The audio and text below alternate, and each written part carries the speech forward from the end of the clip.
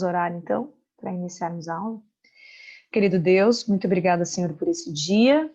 Vem agora estar conosco em nossa manhã de recapitulação de conteúdos. Nos dê tua paz, tua bênção. Em nome de Cristo pedimos. Amém. Muito bem. Você agora vai ter comigo aqui um compartilhamento de tela, onde nós vamos recapitular alguns conteúdos, tá bom? É possível aí que você tenha em mãos a sua apostila para que possa ser feito melhor aí o estudo, ok? Muito bem. Nós vamos com o primeiro conteúdo do módulo 9, que são a questão dos conectores, tá? Os conectores, eles são importantes para quê? Para a produção de sentido do texto, tanto oral quanto o texto escrito, tá? Então, o que vai acontecer? Nós vamos observar, tá? Que, para introduzir o assunto, os conectores, eles são importantes porque eles vão formular as nossas mensagens, tá? E as nossas mensagens, eles têm dois conceitos fundamentais na hora de nós nos comunicarmos, na escrita ou na oralidade, que é a questão da coerência e da coesão. Isso faz parte de qualquer idioma. O que é a coerência? Um texto, quando a gente reconhece o tema básico dele, ou seja, qual é a lógica desse texto, e as partes que constituem essa organização. Então, a coerência é qual é a lógica do texto, qual é a razão de ele estar existindo. Você identifica ali o tema. Isso fica lógico para a pessoa que está te ouvindo ou está lendo o seu texto. E a coesão, que é quando o texto ele vai mostrando progressão de ideias, um encadeamento. E isso é feito através de alguns conectores, ou seja, algumas palavras que vão ligando uma coisa na outra. Agora, quais são os dois tipos de conectores que a apostila vai mostrar para nós? Ela vai mostrar no módulo 9 as conjunções e no módulo 11 as preposições. Então, é importante que você aqui reconheça que esses conectores, eles fazem parte da produção de sentido de um texto para mostrar a coesão gramatical deles, tá? Conhecida como coesão léxica, que é por quê? Porque eu vou estar utilizando palavras, parágrafos e orações dentro de um tema, tá? E esses conectores, eles vão unindo. Esses conectores também podem ser pronomes, também podem ser advérbios, também podem ser palavras sinônimas, palavras antônimas, mas o que nós vamos ver hoje, que são aqueles conectores mais lógicos, né? Que é a questão das conjunções e das interjeições. E a coesão social, tá? Quando eu tenho ali uma referência e eu vou unindo ideias e eu vou compartilhando com pessoas do mesmo grupo e eu vou me fazendo entendido na minha comunicação, tá? O que você vai ver então? Na conjunção, qual é a definição que a tua apostila traz? É uma categoria gramatical, ou seja, então é um conjunto de palavras, tá, que nós empregamos para unir duas ou mais unidades, ou seja, duas ou mais orações, duas ou mais palavras.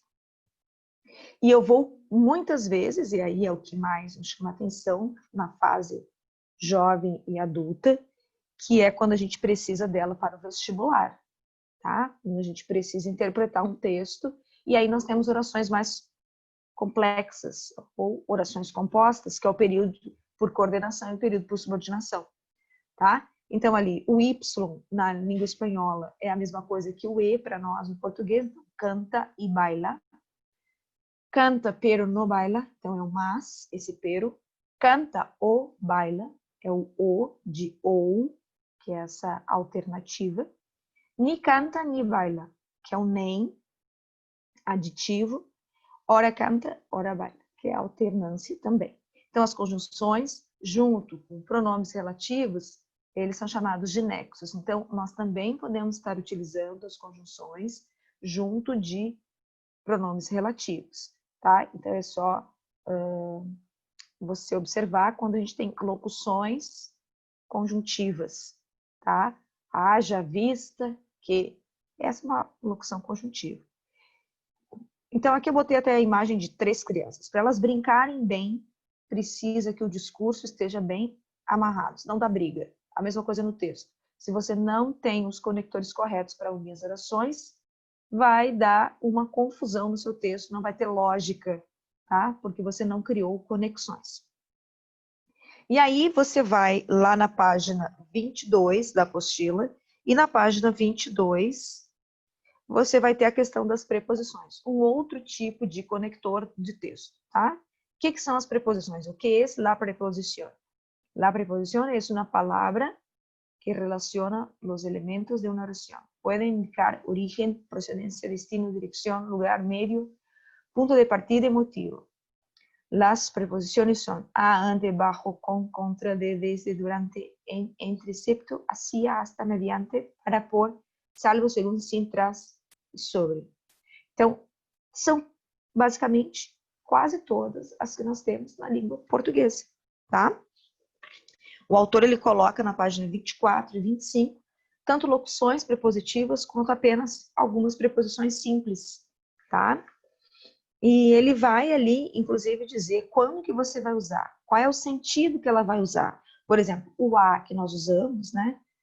Também existe no espanhol, e ele vai dar a ideia de finalidade, destino, distância, pode dar a ideia de tempo, tá? Ela pode se contrair com alguns artigos, né, que é o ele, e aí vai dar al, tá? Então, eu tenho algumas preposições que fazem a mesma função que a conjunção, ligar palavras, tá?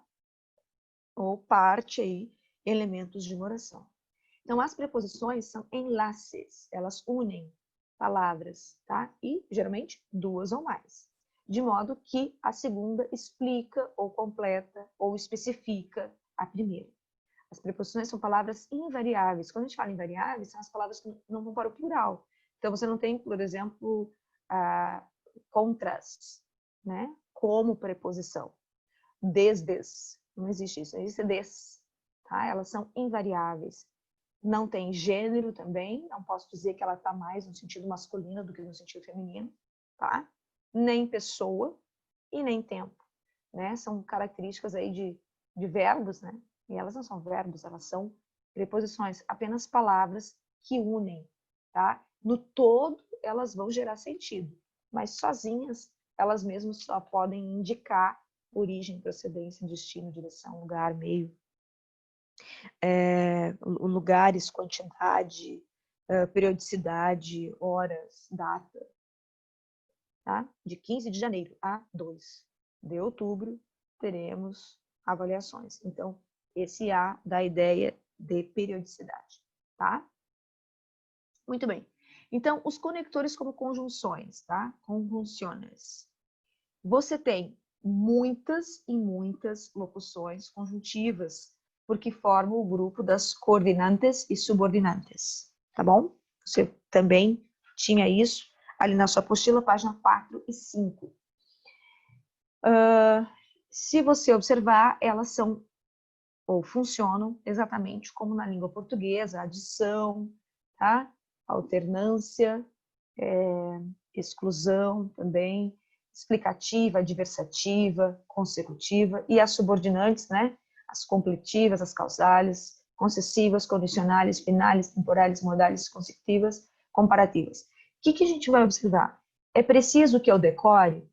É bom que você decore algumas, mas o mais importante é vocês entenderem como que elas funcionam dentro da frase, tá? Então, muitas delas são para introduzir alguma conclusão, algumas delas são para lembrar ideias, tá? Por exemplo, você fala assim, por outro lado, tá? Então eu tenho, por outro lado, também, asimismo, para lembrar ideias, añadir ideias. Ou aclarar ou explicar, es decir, ou seja, tá? Então são conectores do discurso, para indicar uma consequência, por esto, portanto, para indicar uma causa, porque, para resumir, em poucas palavras, em suma, em definitiva, para concluir ou terminar. Então, em conclusão, para finalizar, para concluir. E elas, muitas vezes, o que você vai observar? Que junto nas locuções conjuntivas, você vai ter ainda o uso da preposição, que essa é uma das funções da preposição. Conectar palavras para formar locuções ou, inclusive, para conectar aí mecanismos de uma oração para completar um parágrafo com sentido, coerência e coesão, tá? Depois, outro conteúdo que a apostila vem falando, tá, nesse primeiro semestre, foi a questão do uso dos comparativos e superlativos, tá? Módulo 9. Lá nós temos a questão do superlativo grandíssimo. Então, nós temos um grau normal, digamos assim, né, grande. E quando eu quero dizer que algo é mais ou maior, né, do que o elemento que já é dito grande, eu uso esse íssimo, grandíssimo. Igual à língua portuguesa. No entanto, nessa palavra não é utilizado os dois S's que nós acabamos usando. Então, tem a mesma referência, tá? Isso você pode estar acompanhando na página 6, página 7, ok? Os superlativos. Outra forma também de criar comparações é através dos comparativos de igualdade, de inferioridade, tá? O que a gente vai observar? A expressão, ela é um pouco mais elaborada na frase. Então, ela vai acabar utilizando expressões do tipo tan, como. Então, el momo es tan bobo como el perro, tá? El perro es tan bobo como el momo. Então, eu tenho essas expressões tan, como. E aí, nos comparativos, então, superioridade, igualdade e inferioridade. E isso tem um exercício hoje na aula no class que você precisa completar e observar o que cada expressão equivale, tá? Então, exemplo, a professora Marta Gomes tiene más años que a professora Cláudia Pérez. Então, esse mais que dá uma ideia de superioridade. Igualdade, veja a expressão que eu posso estar utilizando. O professor Martinez é tão simpático como a professora Gutierrez. Então, aqui na igualdade, você vai ver que você compara muitas vezes adjetivos, tá bom? Na igualdade, o tan, um adjetivo, ou até mesmo um advérbio, ou um adjetivo, e esse como. Então, sempre tem um nome no meio do tan, como. Assim como no mas, que. Também nós teremos um nome, tá? Para criar essa comparação. E inferioridade. Veja o sentido completo dela. Ele, professor Lopes, é menos viejo que ele, professor Gomes. Tá? Então, eu tenho menos que. É essa expressão que vai dar essa ideia de comparação de inferioridade. Tá? Ainda na página 6, a apostila vai dizer que é possível que você use a palavra maior e menor quando você quiser se referir à idade das pessoas. Então, eu digo assim, ó, esta es mi hermana maior, e não mais velha, tá? Então, no espanhol é possível. Outra coisa que talvez justifique o nosso erro na língua portuguesa é que eles usam mais grande e mais pequeno, tá? Então, eu digo assim, la sandía es más grande que la manzana. Então, a melancia é maior. A tradução seria isso, mas eles usam mais grande ou mais pequeno, tá? É uma forma correta para referir-se a tamanho, ok? Muito bem, e aí depois nós temos também no módulo 10 a questão do futuro, tá? O futuro condicional e o futuro imperfeito, tá? Na página 12 da tua apostila. O que a gente vai ver aqui? Que o futuro, tá? Ele pode ser um futuro aí mais simples, tá? Que equivale aí ao nosso condicional, ou ainda um futuro imperfeito. Quando a gente fala no futuro condicional, ele é parecido com o futuro do pretérito na língua portuguesa, porque é o tempo que expressa acontecimentos não realizados, mas que poderiam realizar, ou que se deseja que se realizem, tá? Então, é mais ou menos o quê? Hablar, hablaria. Então, Eu hablaria com você. Eu falaria com você. Né? Então, ele é condicional. O comer, viver. Então, o que acontece? Em todas as conjugações verbais, tanto os verbos terminados em ar, verbos terminados em er, verbos terminados em ir, todos eles você consegue conjugar no tempo futuro condicional, tá? Que dá essa ideia de algo que depende, né, de uma condição para que a ação seja realizada, ok? Ou ainda expressa um conselho, um desejo, um favor que se quer diretamente, tá? Por exemplo, alguém diz assim, eu creio que deveria se economizar água e energia. Então, é apenas um conselho. E aí o futuro simple, tá? Ou ainda imperfeito, que a apostila também na página 12 vai dizer, que é quando você tem o mesmo futuro no indicativo que é o futuro do presente, tá? Eu cantarei, eu lerei, eu escreverei. Então, eu cantarei, eu lerei, eu escreverei, tá? Tu cantarás, tu lerás, tu escreverás, nós outros cantaremos, os outros cantareis, eles cantarão. Então, é a mesma coisa que o nosso futuro do presente, tá? Que é um imperfeito simples, futuro simples. Outro elemento também que nós vamos acabar e vamos rever é a questão do haver e tener, página 7, tá? O haver e tener são dois verbos utilizados na língua espanhola e eles vão indicar, tá, situações específicas. O tener, ele sempre é conjugado em qualquer pessoa, tá, do discurso. Eu, tu, ele, nós, vós, eles. E ele significa possuir. Então, yo tengo dos hermanas maiores. Eu tenho. Veja que está flexionado na pessoa eu. Então, tener, tengo. Haver. O haver não consigo fazer essa conjugação. Ele é sempre usado em pessoal, né? Então, ele basicamente está sempre no singular. Então, significa existir. Então, em minha casa há um pátio. Então, observa que está no singular.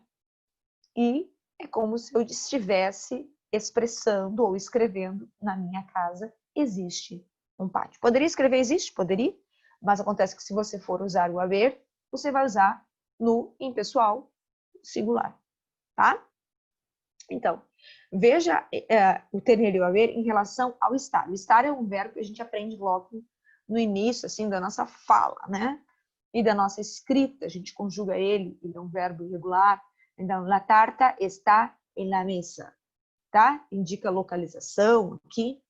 Então, lo usamos para localizar elementos conhecidos por nosso interlocutor, certo? Então, ali, o bolo está sobre a mesa. Agora, observa o tener e o haver. O tener, eu, com a mesma ideia, né, da tarta, tenho uma tarta na mesa. Indica possessão. Então, eu possuo isso, tá? Usamos para expressar possessão e pertenência. E o haver, há uma tarta em la mesa. Então, existência, existe, não dá mais uma ideia de localização, mas de existência. Então, usamos para identificar os elementos que a gente pensa, né, que pensamos que não conhece o nosso interlocutor. Então, observa que está impessoal, não está conjugado em uma pessoa, tá? E isso aqui a apostila vai mostrar bem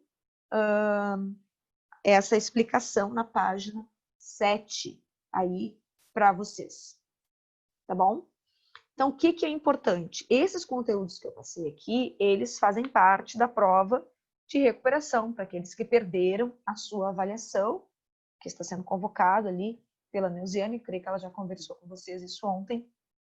E esses conteúdos, eles são importantes porque eles são a base para que você consiga ler algumas questões, que você consiga ler aí também propriamente as alternativas de uma prova, que você consiga redigir alguns elementos, né, da própria oração, tá? Então, a partir de agora, tá? Nós vamos ter lá no Eclass alguns exercícios que retomam, ok? Esse conteúdo. São exercícios bem simples, onde você completa ou circula, ou você reescreve, tá? Você poderá copiar no seu caderno, ou preencher ele online e mandar para mim ele preenchido, né? É importante um print disso para mim, para que eu possa, então, aí avaliá-los, tá bom? Que todos aí possam ter uma boa manhã de aulas, tá bom? Havendo alguma dúvida, só me perguntar lá no meu e-mail.